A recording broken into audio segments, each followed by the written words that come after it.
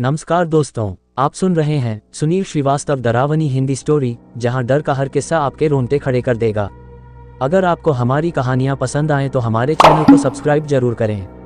तो चलिए शुरू करते हैं आज की खौफनाक कहानी। भूतिया ढाबा। सुनसान हाईवे पर बने उस ढाबे का नाम सुनते ही लोगों के रोंगटे खड़े हो जाते थे। कहा जाता था कि वहां रात में रुकने वाले लोग कभी लौटकर नहीं आते। एक रात राहुल नाम का एक युवक अपनी कार में सफर कर रहा था। रास्ता लंबा था और पेट में भूख से हलचल मची थी। जैसे ही उसने हाईवे के किनारे एक ढाबा देखा, उसकी आंखों में राहत की चमक आ गई। वह ढाबे में घुसा तो माहौल अजीब था। हल्की पीली रोशनी में एक बूढ़ा आदमी चूल्हे पर कुछ पका रहा था। उसकी आंखें असामान्य रूप से लाल थीं और उसके चेहरे पर एक अजीब सी मुस्कान थी।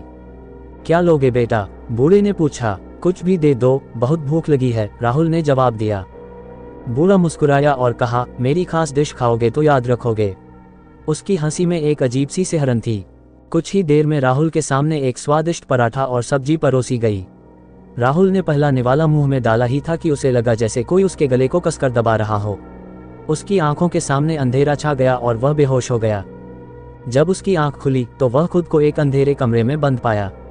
चारों तरफ खून के धब्बे थे और कोने में कुछ सड़े गले शव पड़े थे। तभी दरवाजे पर वही बूढ़ा नजर आया। उसकी आंखों में आग जैसी चमक थी और हाथ में एक बड़ा चाकू। तूने मेरी आखिरी डिश खाई है, अब तेरा आखिरी वक्त भी आ गया है। राहुल की चीखें उस वीरान ढाबे की दीवारों में दब गईं और अगले दिन अखबार में खबर छपी, हाईवे पर फिर मिला एक लापता युवक का शव। तो दोस्तों, अगली बार अगर आप किसी सुनसान ढाबे में रुकें तो यह जरूर याद रखें कि हर मुस्कुराता चेहरा भरोसेमंद नहीं होता। क्या पता अगली डिश आपके लिए आखिरी डिश बन जाए। चलते हैं दोस्तों, अगली कहानी में फिर मिलते हैं एक नए खौफनाक किस्से के साथ। तब तक के लिए बाय बाय, टेक केयर।